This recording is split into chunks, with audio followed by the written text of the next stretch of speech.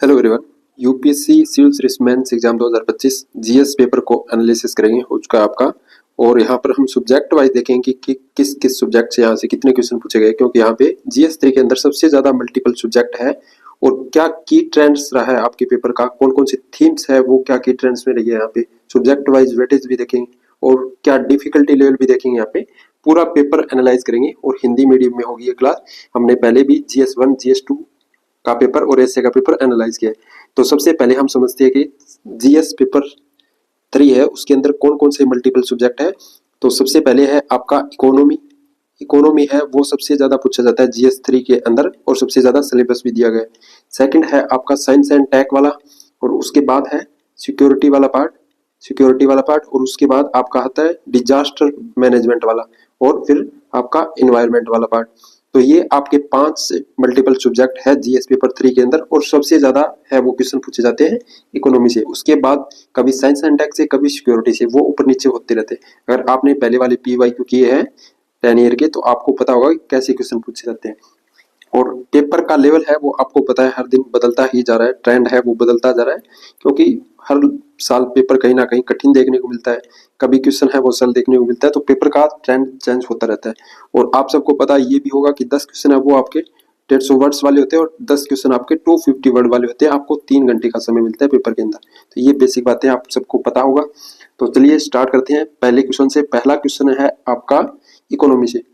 भारत के विशेष संदर्भ में मानव विकास सूचकांक HDI तथा असमानता समायोजित मानव विकास सूचकांक IHDI में भेद कीजिए। IHDI को समावेशी समृद्धि का एक बेहतर सूचकांक क्यों समझा जाता है।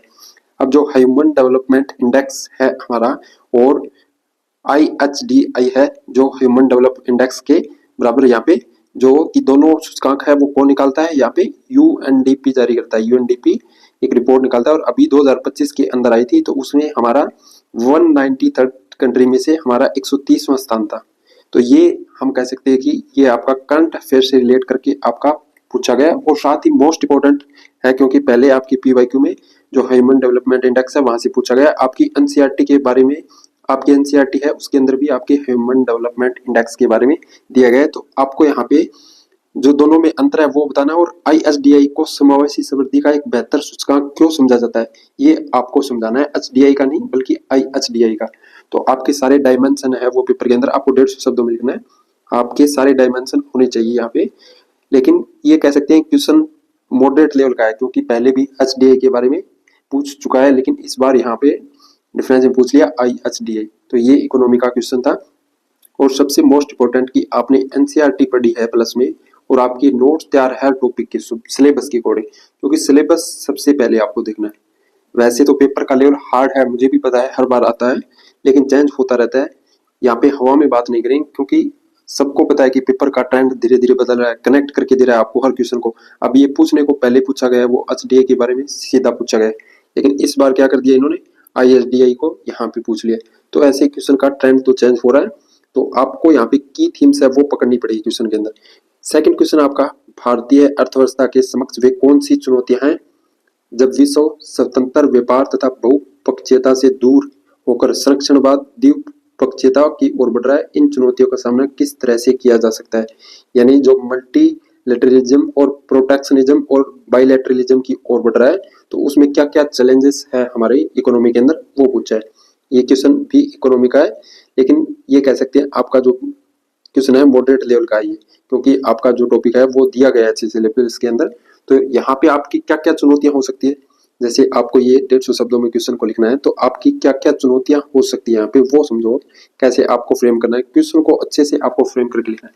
अब वैसे तो हम लिखेंगे क्वेश्चन तभी पता चलेगा, अब मैं आपको यहाँ पे बोल के बता रहा हूँ वो अलग चीज है, लेकिन क्वेश्चन बोलने में, बताने में और लिखने में काफी ज्यादा डिफरेंस होता है यहाँ पे।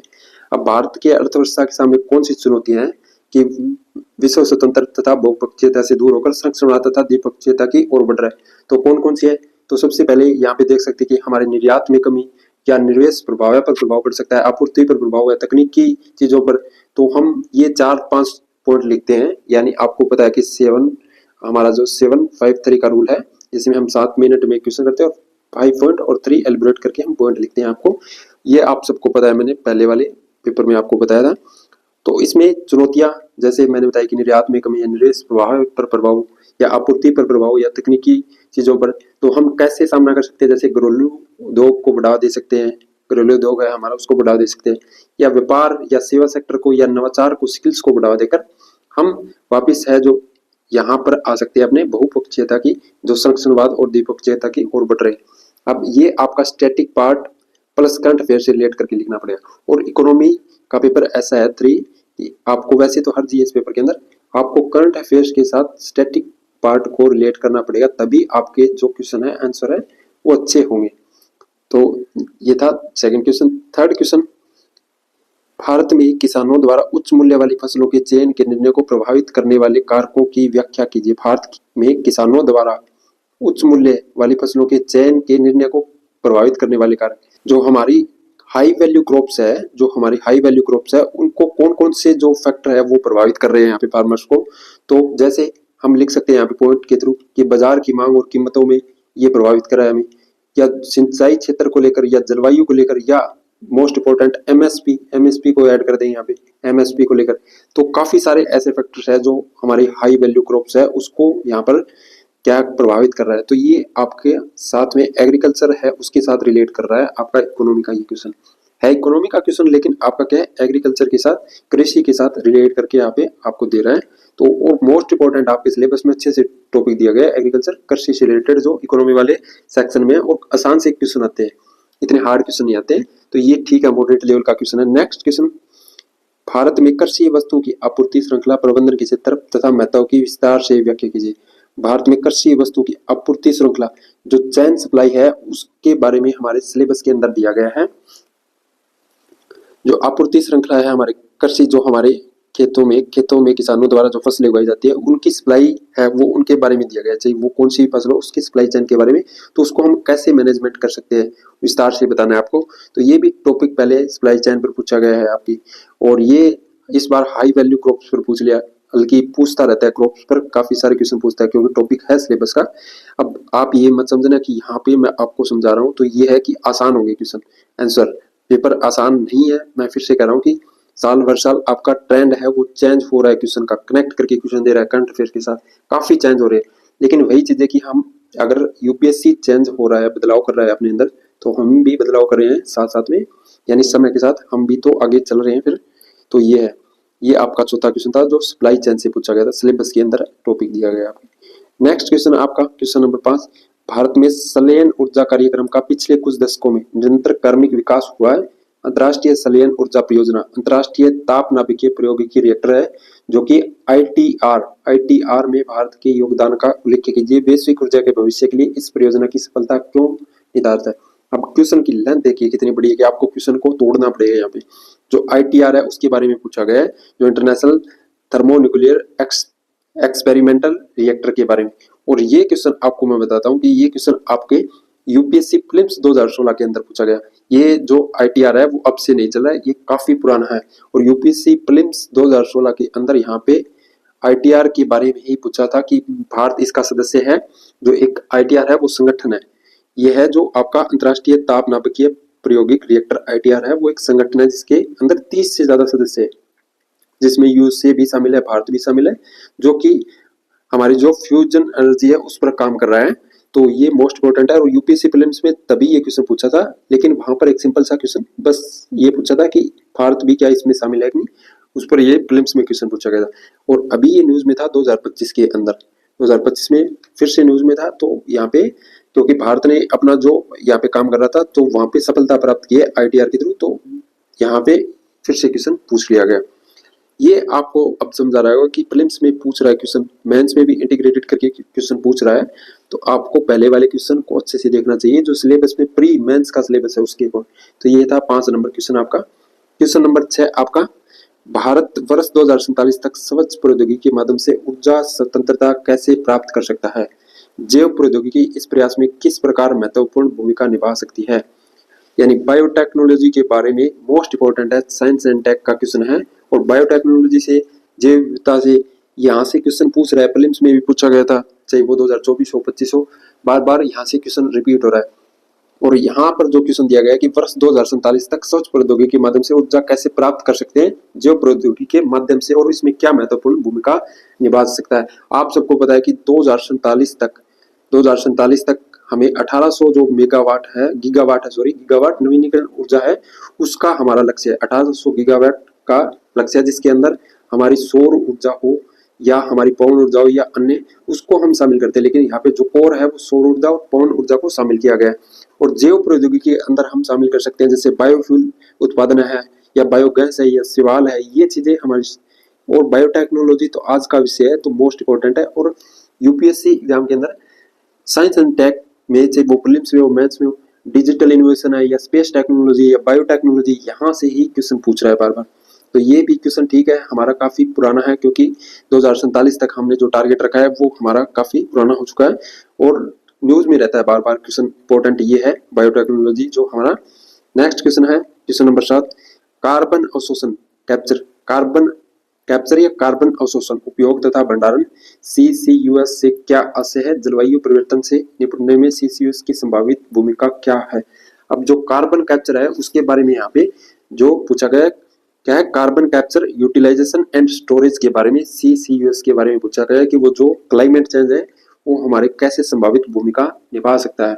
तो कार्बन जो CO2 के बारे में है, आप सबको पता है, पढ़ते हो, तो उस पर ये है जो हम कार्बन कैप्चर करते हैं, उस पर क्वेश्चन पूछा गया। और प्रीलिम्स में ऐसा क्वेश्चन बहुत पूछे गए साइंस एंड टेक से, क्योंकि हम साइंस का नाम लेते हैं कि हमारे साइंस है प्रीलिम्स में, लेकिन साइंस एंड टेक से ही ज्यादा क्वेश्चन पूछे जाते हैं। और ये क्वेश्चन इसलिए पूछे जाते हैं क्योंकि न्यूज में होते हैं। यहाँ पे एक बार आपने जैसे कार्बन कैप्चर को न्यूज में देख लिया, अपना नोट्स तैयार कर लिया ऐसे, और ठीक है आपने A4 साइज पर नोट्स तैयार कर लिया, तो उसके बाद आप वैल्यू एडिशन करते जाओ। वहां पर वैल्यू एडिशन यानी जोड़ते जाओ, जो भी आपकी करंट अफेयर में चीजें चल रही है उसको वैल्यू एडिट कर लो। और क्या है, उसके बाद आपको चेंज नहीं करना पड़ेगा कि सही आपके अब 2027 में पूछ लिया, 2024 में पूछा हो, तो आपको उसमें कोई दिक्कत नहीं हो, क्योंकि एक बार आपने टॉपिक ऐड कर लिया और उसमें बस आपको वैल्यू एडिशन करना है। आपके बुक में है नहीं, वो फर्क नहीं पड़ता है करंट अफेयर में न्यूज में था या नहीं, लेकिन एक बार आपने जोड़ लिया, ठीक है, आपका वैल्यूडेशन हो रहा है, वो अच्छी बात है। चाहे वो प्रीलिम्स में पूछ लेगा, मेंस में पूछ लेगा, एक में पूछेगा। नेक्स्ट क्वेश्चन है क्वेश्चन नंबर 8, भारत में तटीय जल वृत्त में समुद्री जल घुसपैठ का मुख्य चिंता का विषय है। समुद्री जल घुसपैठ के क्या कारण है तथा ऐसी आपदा का सामना करने के उपचारात्मक उपाय क्या है?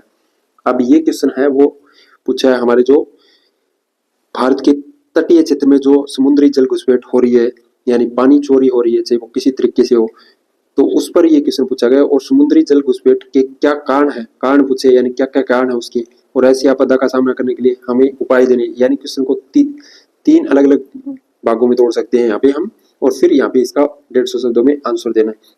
अब क्या कारण हो सकती है, जैसे यहाँ पे हम पॉइंट देखें, जैसे कि भूजल का अत्यधिक दोहन होना, ये भी एक घुसपैठ जैसा ही है। और दूसरा नदी प्रवाह कम होना या तटीय भूजल प्रबंधन या कृत्रिम उपाय कर सकते हैं, यहाँ पे कृत्रिम भूजल उपाय है वो ऐड कर सकते हैं। यहाँ पे काफी सारे पॉइंट ऐड कर सकते हैं, लेकिन ऐड तब होंगे जब हमने अच्छे से ऐसे टॉपिक को, हमारे जो नोट्स बनाए हमने सिलेबस के अकॉर्डिंग, और उसका वैल्यूएशन किया करंट अफेयर के साथ, क्योंकि स्टैटिक प्लस करंट आपको ऐड करके चलना है, वही है।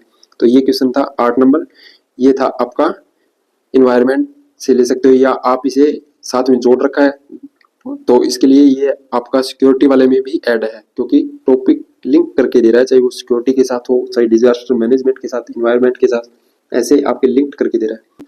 क्वेश्चन नंबर 9 है वो आपका आतंकवाद एवं वैश्विक महाविपत्ति है, यह भारत में किस प्रकार प्रकट हुआ है? समसामयिक उदाहरणों से व्याख्या कीजिए। राज्य द्वारा कौन से जवाबी उपाय अपनाए गए हैं, समझाए 150 शब्दों। अब जो आतंकवाद टेररिज्म के बारे में पूछ रहा है, आपके पास काफी सारा कंटेंट होगा लिखने को, क्योंकि हर दिन न्यूज में रहता है आतंकवाद से। वो अभी हमने देखा था हमारे 2025 के अंदर कैसे हमने सिंदूर ऑपरेशन किया था, जो हमारे हमला हुआ था, या पहलगांव वाला था, या कोई भी बहुत सारे हुए हैं, तो वो एक वैश्विक महाविपत्ति का रूप ले चुका है। यानी क्वेश्चन नंबर 10, भारत सरकार ने हाल ही में घोषणा की है कि वामपंथी उग्रवाद LWE 2026 तक समाप्त कर दिया जाएगा। आप LWE से क्या समझते हैं तथा जनता इससे किस प्रकार प्रभावित है? LWE को समाप्त करने के लिए सरकार ने कौन कौन से उपाय किए हैं? अब यहाँ पर ये क्वेश्चन की लेंथ काफी बड़ी है, तो अब आपको यहाँ पे सबसे पहले तो ये करंट की न्यूज पूछ रखी है कि भारत सरकार ने हाल ही में घोषणा की है। तो ये घोषणा हमारे अमित शाह गृह मंत्री, उन्होंने छत्तीसगढ़ के अंदर की थी 2025 के अंदर। वहां पर कुछ जो वामपंथी उग्रवाद के जो सदस्य थे उनको पकड़ा गया था। तो फिर वहां पर यहाँ पे अमित शाह जी ने घोषणा की थी कि हम 2026 तक जो है वामपंथी उग्रवाद को समाप्त कर देंगे। तो ये काफी न्यूज में था ये मुद्दा भी।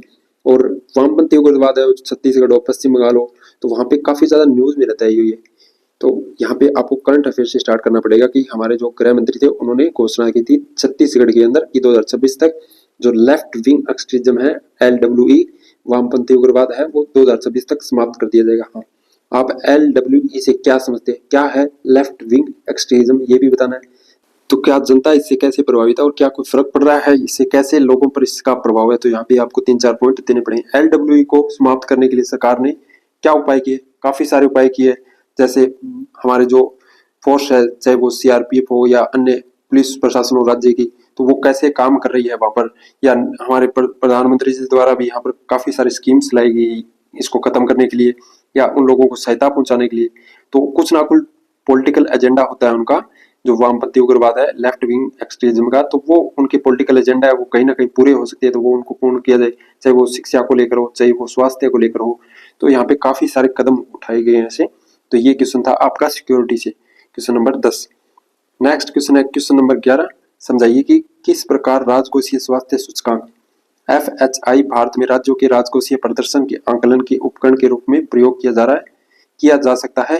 किस प्रकार यह राज्यों को विवेकपूर्ण तथा सह-पोषणीय राजकोषीय नीतियों को अपनाने के लिए प्रोत्साहित करेगा। जो हमारा फिजिकल हेल्थ इंडेक्स है, ये नीति आयोग ने जारी किया था और न्यूज में था 2025। PIB ने भी काफी अच्छे से इसको कवर किया था, नीति आयोग द्वारा जारी किया गया। तो इसका जो क्या राज्यों के राजकोषीय प्रदर्शन पर आकलन और उसके उपकरण कैसे प्रयोग किए जा सकते हैं वो समझाना है। और साथ ही किस प्रकार ये राज्यों को विवेकपूर्ण तथा राजकोषीय सह-पोषणीय नीतियों को अपनाने के लिए प्रोत्साहित कर सकता है। तो ये भी आपका इकोनॉमी का क्वेश्चन है और करंट अफेयर के साथ आपको इसको रिलेट करके आप स्टार्ट कर सकते हो कि नीति आयोग द्वारा जो इंडेक्स जारी किया जाता है, रिपोर्ट जारी की गई 2025 के अंदर, उसमें कौन कौन से डाटा थे। और इकोनॉमी के अंदर आपके सबसे मोस्ट इंपॉर्टेंट डाटा होता है, जैसे आपका चाहे वो बजट के अंदर हो कोई डाटा या अन्य, तो वो आपको यहाँ पे ऐड करना होता है ताकि आपका इंप्रेशन दिखे आंसर के अंदर। Next question, question number 12। उत्पादन संबंध प्रोत्साहन PLI योजना के तर्कधार की विवेचना कीजिए। इसकी क्या उपलब्धियां हैं, किस प्रकार इस योजना की कार्य पद्धति तथा परिमाणों में सुधार किया जा सकता है। जो production linked initiative PLI scheme है, जो कि 2020 के अंदर स्टार्ट की गई, 2020 में स्टार्ट की गई थी, जो कि एक मोस्ट इंपोर्टेंट योजना है। और इसका उद्देश्य है जो उद्योग क्षेत्र को बढ़ावा देना, रोजगार देना, स्किल पर काम करना। तो ये मोस्ट इंपोर्टेंट स्कीम है। तो ये हर बार न्यूज में रहती है। PLI है 2020 के बाद लगातार न्यूज में, क्योंकि इन्होंने काफी ज्यादा जो उद्योग सेक्टर है वहां पर इन्होंने जॉब्स को प्रोवाइड किया है, स्किल्स पर काम किया है, काफी ज्यादा न्यूज में रहती है। आपको एक आर्टिकल या एडिटोरियल आपको PLI पर देखने को मिलेगा, जो प्रोडक्शन लिंक्ड इंसेंटिव योजना है। तो आप इसे करंट अफेयर के साथ रिलेट करके लिखोगे, जो कि नए डाटा है। अगर कोई लास्ट में आपका द हिंदू में कोई न्यूज में था कि इन्होंने कितना आंकड़ा पार कर लिया अपना, जो PLI के तहत कितने उद्योगों को यहाँ पे सहायता दी गई है, वो सारा आपको यहाँ पे लिखना पड़ा है। ये भी इकोनॉमी का क्वेश्चन है आपका। नेक्स्ट क्वेश्चन है क्वेश्चन नंबर 13। भारत में घटते भूजल के लिए उत्तरदायी कारकों का परीक्षण कीजिए। भूजल में ऐसी चिंता को कम करने के लिए सरकार ने क्या कदम उठाए हैं। तो ये आपका डिजास्टर मैनेजमेंट वाले से क्वेश्चन पूछा गया। भारत में जो घटता भूजल है, हमें पता है कि आज हमारे जो पानी की समस्या कितनी है, जो जल स्तर है, जमीनी जल स्तर, वो घटता जा रहा है, क्योंकि हम कृषि क्षेत्र में ज्यादा यूज कर रहे हैं, पानी बर्बाद कर रहे हैं। तो वहां पर जो घटते भूजल के उत्तरदायी कारकों का परीक्षण कीजिए। भूजल में ऐसी चिंता को कम करने के लिए सरकार ने यहाँ पे कौन कौन से सिस्टम लाए, जैसे इरिगेशन सिस्टम हो गया कि ड्रिप सिस्टम हो गया। तो ऐसे ऐसे यहाँ पे आपको पॉइंट लिखना पड़ेगा। और ये क्वेश्चन ये कह सकते हो कि आपका इजी क्वेश्चन है, सबसे इजी क्वेश्चन है, क्योंकि जो भूजल योजना है वो काफी ज्यादा न्यूज में भी रहती है, चाहे वो पंजाब को लेकर हो, चाहे वो हरियाणा को लेकर हो, चाहे वो राजस्थान को लेकर हो। जो भूजल है वो हमारा कैसे कैसे घट रहा है यहाँ पे, और हमें आगे आगे जो ग्राउंड वाटर पर है कैसे काम करना चाहिए यहाँ पे, वो सब यहाँ पे न्यूज रहता है। और आपकी ये 250 वर्ड में लिखना है, तो आप आसानी से लिख सकते हो, पॉइंट वाइज आप अच्छे से एलिब्रेट करिए। नेक्स्ट क्वेश्चन है क्वेश्चन नंबर 14। भारत में खाद्य प्रसंस्करण उद्योगों के विस्तार का परीक्षण कीजिए। खाद्य प्रसंस्करण उद्योगों में रोजगार अवसरों को सृजित करने हेतु सरकार द्वारा किए गए उपायों का विस्तार से उल्लेख कीजिए। जो फूड प्रोसेसिंग इंडस्ट्रीज है उसके बारे में यहाँ पर पूछा गया है। और ये इकोनॉमी का क्वेश्चन है, क्योंकि अच्छे से हमारे सिलेबस के अंदर आपके दिया गया इकोनॉमी वाले सेक्शन में। तो जो फूड प्रोसेसिंग है उसका परीक्षण करना है यहाँ पे। भारत में खाद्य प्रसंस्करण उद्योग है उसके विस्तार को परीक्षण करना है। फूड प्रोसेसिंग इंडस्ट्री है कैसे काम करती है, उसके अंदर जो रोजगार है वो कैसे आज, क्योंकि हम देख रहे हैं कि जो फूड प्रोसेसिंग इंडस्ट्री है उसमें वो हमारी जीडीपी के अंदर भी काफी सहयोग रही है, और जो ग्रामीण क्षेत्र हो, शहरी क्षेत्र, वहां पर रोजगार के क्षेत्र सबसे ज्यादा निकल कर आ रहे हैं फूड प्रोसेसिंग इंडस्ट्री में। तो मोस्ट इंपॉर्टेंट है एलिब्रेट करना है आपको जो measures taken by the government in the food processing industry for the getting employment opportunity, कितने रोजगार अवसरों को पैदा किया है फूड प्रोसेसिंग इंडस्ट्री ने। Question number 15 science and tech से पूछा गया, नैनो प्रौद्योगिकी कृषि के क्षेत्र में महत्वपूर्ण उन्नति कैसे प्रदान की जा सकती है। अब नैनो टेक्नोलॉजी, बायोटेक्नोलॉजी, ये मैंने पहले बताया कि आपको स्पेस टेक्नोलॉजी, ये न्यूज में रहते हैं और यही हमारे साइंस एंड टेक के सिलेबस में भी दिया गया है। नैनो प्रौद्योगिकी कृषि के क्षेत्र में महत्वपूर्ण उन्नति कैसे प्रदान करती है, यह प्रौद्योगिकी कैसे किसानों की सामाजिक आर्थिक स्थिति के उत्थान में सहायक हो सकती है। अब नैनो फार्मिंग हो गई या जो नैनो डीएपी के बारे में हमारे यहाँ पर जो योजनाएं चल रही है तो वो काफी इंपॉर्टेंट है, और ये नैनो प्रौद्योगिकी है, नैनो टेक्नोलॉजी वो न्यूज में थी। तो ये कैसे कार्य कर सकती है, कृषि में कैसे किसानों को हेल्प कर सकती है, सामाजिक आर्थिक स्थिति के उत्थान में सहायक हो सकती है। तो जो आपने सुना होगा नैनो डीएपी है वो यहाँ पे काफी ज्यादा न्यूज में थी, और अभी भी नैनो टेक्नोलॉजी है वो काफी ज्यादा न्यूज में रहती है, आपके एक आर्टिकल आपको देखने को मिलेगा। लेकिन वही आपका अगर कंटेंट तैयार नहीं है एक पेज के अंदर तो ये क्वेश्चन भी आपके लिए हार्ड हो सकता है, क्योंकि नैनो टेक्नोलॉजी पर अगर आपके पास पॉइंट नहीं है अच्छे से जो न्यूज में है, क्योंकि वैसे स्टैटिक का पार्ट तो है नहीं, तो अगर आपके पॉइंट नहीं है करंट अफेयर के तो फिर आप यहाँ पे लिख नहीं सकते हो। तो आपको यहाँ पे हर जो साइंस एंड टेक की तो स्पेशली कोई बुक भी नहीं आती है, तो उसके आपको पता है कि आपको नोट्स तैयार कर लेने चाहिए आपको A4 साइज शीट पर जो जो आपके टॉपिक दिए गए, जैसे डिजिटल इनोवेशन की बात कर रहे थे, स्पेस टेक्नोलॉजी, बायोटेक्नोलॉजी या फिर नैनो टेक्नोलॉजी, उन टॉपिक को यहाँ पे तैयार कर लेना चाहिए एक एक टॉपिक को, तो आपका आंसर लिख सकते हो। फिर ये भी आपका साइंस एंड टेक का ये कह सकते हैं मॉडरेट क्वेश्चन था साइंस एंड टेक का। नेक्स्ट क्वेश्चन है क्वेश्चन नंबर 16, भारत ने एक सेमीकंडक्टर विनिर्माण केंद्र बनाने का लक्ष्य रखा है। भारत में सेमीकंडक्टर उद्योग के सामने क्या चुनौतियां हैं, भारत सेमीकंडक्टर मिशन की प्रमुख विषमताओं का उल्लेख कीजिए।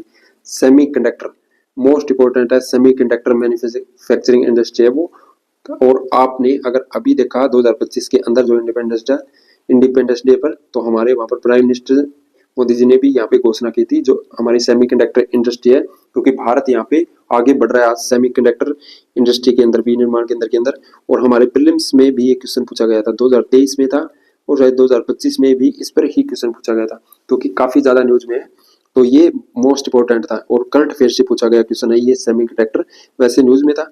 तो यहाँ पे पूछ रहा है कि केंद्र बनाने में क्या लक्ष्य रखा है और भारत में सेमीकंडक्टर उद्योग के सामने चुनौतियां क्या है। अब क्या क्या चुनौतियां हो सकती है, जैसे उच्च पूंजी की चुनौतियां, उच्च पूंजी निवेश की चुनौती हो सकती है, टेक्निकल कार्यबल की आपूर्ति की, तो ऐसी 4-5 पॉइंट आपकी एलिब्रेट करके लिख सकते हो। और क्या विशेषताएं हो सकती है यहाँ पे, तो वित्तीय प्रोत्साहन की है, कौशल की है, तो ये आप 4-5 पॉइंट ऐसे यहाँ पे विशेषताओं के बारे में लिख सकते हो। लेकिन वही आपका सेमीकंडक्टर विनिर्माण केंद्र के बारे में आपको करंट अफेयर के बारे में ज्यादा आपको वैल्यूडेशन नहीं है, तो फिर आप यहाँ पे नहीं लिख पाओगे। और आपको पता है कि भारत का लक्ष्य है जो स्वयं को अर्धचालक विनिर्माण केंद्र स्थापित करना, और वही हमारे प्राइम मिनिस्टर ने इंडिपेंडेंस डे पर यहाँ पर बोला था। और क्वेश्चन प्रीलिम्स में पूछा गया तो मेंस में भी फिर से पूछ लिया गया। क्वेश्चन नंबर 17, खनिज संसाधन देश की अर्थव्यवस्था के लिए आधारभूत है तथा इनका खनन द्वारा शोषण होता है। खनन को पर्यावरणीय आपदा क्यों समझा जाता है, खनन द्वारा पैदा होने वाली पर्यावरणीय आपदाओं को कम करने हेतु आवश्यक उपचारात्मक उपायों की व्याख्या कीजिए। अब ये क्वेश्चन आपका इकोनॉमी और डिजास्टर मैनेजमेंट और आपका एनवायरनमेंट के साथ पूरा लिंक करके पूछा गया। अब खनिज संसाधन से रिलेटेड आपको पता है कि यूपीएससी प्रीलिम्स में पूछा जाता है, या खनिज एक्ट था उस पर यूपीएससी 2025 में क्वेश्चन पूछा गया, और शायद 2024 के अंदर भी क्वेश्चन पूछा गया था, तो ये भी मोस्ट इंपोर्टेंट है। और यहाँ पर ये कह रहा है कि जो खनन के द्वारा खनिजों का जो खनन हो रहा है खनन माफियाओं के द्वारा, तो वो कैसे शोषण हो रहा है, उस पर क्या प्रभाव पड़ेगा, फिर हमारे जो पर्यावरण पर उसका खनन करने से क्या प्रभाव पड़ेगा, ये अब एनवायरनमेंट के साथ है। खनन द्वारा पैदा होने वाली पर्यावरणीय आपदाओं को कम करने के लिए आवश्यक उपचारात्मक उपायों की व्याख्या कीजिए। अब ये क्वेश्चन हम एनवायरनमेंट से ही लेंगे, क्योंकि यहाँ पे जो खनन के द्वारा जो पर्यावरण पर क्या इफेक्ट पड़ सकता है हमारे, वही पूछ रहा है यहाँ पर सीधा सीधा। खनिज संसाधन देश की अर्थव्यवस्था के लिए आधारभूत है, ठीक है, हमें ये पता है, ये मोस्ट इंपोर्टेंट है, खनिज मिनरल्स है वो, लेकिन उसका जो हमारे इन्वायरमेंट पर क्या प्रभाव पड़ रहा है वो पूछ रहे हैं यहाँ पे 250 शब्दों में आपको क्वेश्चन लिखना है। क्वेश्चन नंबर 18, पेरिस समझौता 2015 के अंतर्गत भारत की जलवायु वचनबद्धताओं पर समीक्षा लिखिए तथा बताइए कि उन्हें किस प्रकार COP20 में और अधिक दृढ़ता प्रदान की गई। इस दिशा में किस प्रकार पहली बार भारत द्वारा प्रस्तावित राष्ट्रीय स्तर पर निर्धारित योगदान को 2022 में अद्यतन किया गया था। पेरिस समझौता पता नहीं प्रीलिम्स में कितनी बार पूछा है, मेंस में भी पहले पूछा गया और साथ इस बार रिलेट करके पूछ लिया आपका जो COP26 था 2021 के अंदर हुआ था, जिसमें हमने जो पंचमर्त की घोषणा की थी भारत ने यहाँ पे इस सबसे मोस्ट इम्पोर्टेंट थी पंचमर्त घोषणा और साथ ही हमने यहाँ पर 2070 तक जो नेट शून्य उत्सर्जन का भी यहाँ पर हमने आगे का जो सोचा था वो भी मोस्ट इम्पोर्टेंट था। तो हम यहाँ से हमारे जो मोस्ट इम्पोर्टेंट था वो पंचमर्त का था और नेट शून्य 2070 तक का क्वेश्चन आपका पेरिस समझौते पर है और ये आपका ये कह सकते हैं स्टैटिक पार्ट से है और COP26 2000 काफी पुराना हो चुका है और यहाँ पर आगे पूछ रहा है कि भारत प्रस्तावित राष्ट्रीय स्तर पर निर्धारित योगदान को 2022 में किया गया था। तो ये आपके ये कह सकते हो कि थोड़ा डिफिकल्ट क्वेश्चन है क्योंकि अगर आपको पेरिस समझौता और COP26 के बारे में पॉइंट याद नहीं है तो 250 वर्ड्स में लिखना आसान नहीं। नेक्स्ट क्वेश्चन है क्वेश्चन नंबर 19। यहाँ पे देखिए उत्तर पूर्वी राज्यों में आंतरिक सुरक्षा एवं शांति प्रक्रिया में कौन सी प्रमुख चुनौतियां विगत एक दशक में सरकार द्वारा किए गए विभिन्न सहमति पत्रों शांति समझौतों के रूप में ली गई पहलों का खाका कीजिए। उत्तर पूर्वी राज्य नॉर्थ ईस्टर्न स्टेट से वो मेघालय मणिपुर सेवन सिस्टर मणिपुर के अंदर आप देख रहे हो कि वहां पर जो काफी ज्यादा न्यूज में था मणिपुर यहाँ पे और जो प्रेसिडेंट रूल था वो भी लागू किया गया था और क्योंकि वहां पर जो शांति प्रक्रिया वो भंग हो रखी है वहां पर तो अभी भी एक्सटेंड किया गया था वहां पर। तो मोस्ट इंपोर्टेंट है उत्तर पूर्वी राज्य, यहाँ से क्वेश्चन पूछना बनता भी था क्योंकि करंट अफेयर में काफी न्यूज में था। तो क्या क्या चुनौतियां हैं वहां पर, दूसरा कौन कौन से सहमति पत्र किए गए, जैसे सरकार ने यहाँ पे बोडो सहमति पत्र 2020 के अंदर किया था या ब्रू रियांग समझौता था 2020 के अंदर किया गया था, ऐसे शांति समझौते भी किए गए। तो उन पहलों पर जो एक्ट ईस्ट नीति है, जो एक्ट ईस्ट नीति है भारत के अंदर एक्ट ईस्ट नीति, उस पर भी यहाँ पे काफी इंपॉर्टेंट है कि आप शांति समझौते में आप ऐड कर सकते हो। तो ये क्वेश्चन आपका इंटरनल सिक्योरिटी पर पूछा गया। उत्तर पूर्वी राज्यों में जो शांति प्रक्रिया है, जो इंटरनल सिक्योरिटी है वो वहां पर भंग हो चुकी है, तो उस पर ये क्वेश्चन बनता था। और उधर मणिपुर वाला आपने देखा भी था, काफी ज्यादा क्राइसिस था, काफी ज्यादा चुनौतियां थी सरकार के सामने, तो उस पर ये क्वेश्चन इंटरनल सिक्योरिटी से पूछा गया। लेकिन एक चीज है यहाँ पे मैं आपको यही बता देता हूँ कि अगर आप ऐसे क्वेश्चन लिख रहे हो, यहाँ पे उत्तर पूर्वी राज्यों के बारे में पूछा है, तो यहाँ पे आप मैप ड्रॉ कर सकते हो। जैसे आप ऐसे भारत का मैप ड्रॉ कर सकते हो और वहां पर आप क्या दिखा सकते हो कि आपके जो उत्तर पूर्वी स्टेट है, कौन कौन से स्टेट में आपके जो जैसे मणिपुर के अंदर है जो क्राइसिस चल रहा है, उस पर आप दिखा सकते हो। थोड़ा सा छोटा मैप बना के यहाँ पे आपका थोड़ा सा आंसर का इंप्रेशन बढ़ेगा। पॉइंट वाइज तो लिखना है आपको, लेकिन थोड़ा सा जहाँ पे डायग्राम बन रहे हैं, मैप बन रहे हैं, वो आपको लिख देने चाहिए साथ में। ये सब चीजें आपको आंसर राइटिंग में ऐड करनी चाहिए, वैल्यूडेशन होता है इससे। नेक्स्ट क्वेश्चन है आपका question number 20, last question. Bharat के समुद्री व्यापार के संरक्षण के समुद्री सुरक्षा क्यों आवश्यक है? समुद्री तथा तटीय सुरक्षा की चुनौतियां तथा आगे बढ़ने के मार्ग पर चर्चा कीजिए। इंटरनल सिक्योरिटी का क्वेश्चन है, जो हमारा समुद्री व्यापार है उसके लिए हमें क्यों संरक्षण की आवश्यकता है। हमें पता है कि अगर हम वहां से व्यापार करेंगे तो हमारे लिए संरक्षण तो जरूरी है। तो समुद्री तथा तटीय सुरक्षा की चुनौतियां तथा आगे बढ़ने के मार्ग पर चर्चा कीजिए। अब ये इंटरनल सिक्योरिटी से पूछा गया क्वेश्चन। अब आप यहाँ पे भारत के जो नीचे के जो हमारा जो समुद्री क्षेत्र है उसको वहां पे दर्शा सकते हो मैप के रूप में, और एक एक पॉइंट को आप एलिब्रेट करके 4 पॉइंटों में लिख सकते हो। और ये क्वेश्चन था आपका इंटरनल सिक्योरिटी से। वैसे हम मॉडल आंसर भी लेकर आएंगे, उसमें देखेंगे। अब सिर्फ हम जल्दी से हमने क्वेश्चन देखे हैं कि किस सब्जेक्ट से कितने क्वेश्चन पूछे रहे, क्या ट्रेंड एनालिसिस था। तो अगर अब हम यहाँ पे बात करें कि आपके सबसे ज्यादा क्वेश्चन थे वो थे आपके इकोनॉमिक की। इकोनॉमी से आपका लगभग 7 क्वेश्चन पूछा गया, ऊपर नीचे हो सकता है इंटरलिंक वाला, लेकिन 7 क्वेश्चन पूछे गए। क्वेश्चन नंबर थे आपके, जैसे क्वेश्चन नंबर 1 एसडीआई वाला, क्वेश्चन नंबर 2, 3, 4 और क्वेश्चन नंबर 11 है आपका, क्वेश्चन नंबर 12, क्वेश्चन नंबर 14, ये आपके इकोनॉमी से थे। ये पहला सबसे मोस्ट इंपोर्टेंट सेक्शन जहाँ से सबसे ज्यादा क्वेश्चन पूछे जाते हैं। सेकंड आपका साइंस एंड टेक वाला जहाँ से आपके क्वेश्चन नंबर जैसे 5, क्वेश्चन नंबर 6 और क्वेश्चन नंबर 15 और 16, ये आपके 4 क्वेश्चन यहाँ से पूछे गए। फिर तीसरा आपका सिक्योरिटी वाला, और मैंने आपको पहले ही बताया था कि ऊपर नीचे क्वेश्चन होते रहते हैं साइंस एंड टेक और सिक्योरिटी के बीच में। तो क्वेश्चन नंबर जैसे 8 था आपका, क्वेश्चन नंबर 9 और क्वेश्चन नंबर 10 और क्वेश्चन नंबर 19 है आपका क्वेश्चन नंबर 20। ये आपके 5 क्वेश्चन थे, वो थे आपके इंटरनल सिक्योरिटी से। फिर आपका जो डिजास्टर मैनेजमेंट और इन्वायरमेंट वाले से आपके 4 क्वेश्चन पूछे कुल मिला के। 2 क्वेश्चन इससे पूछे डिजास्टर मैनेजमेंट से और 2 क्वेश्चन इन्वायरमेंट से। तो क्वेश्चन का जो वेटेज था वो पहले के जैसे था जैसे पिछले सालों में रहा है, इकोनॉमी से सबसे ज्यादा। और क्वेश्चन की संख्या भी हमने देखी कि जैसे 1 से लेकर 4 तक इकोनॉमी के 150 शब्द वाले क्वेश्चन थे। उसके बाद क्वेश्चन 11 और क्वेश्चन 12 और क्वेश्चन 14 है वो आपके 250 वर्ड में, तो वेटेज सेम सही है।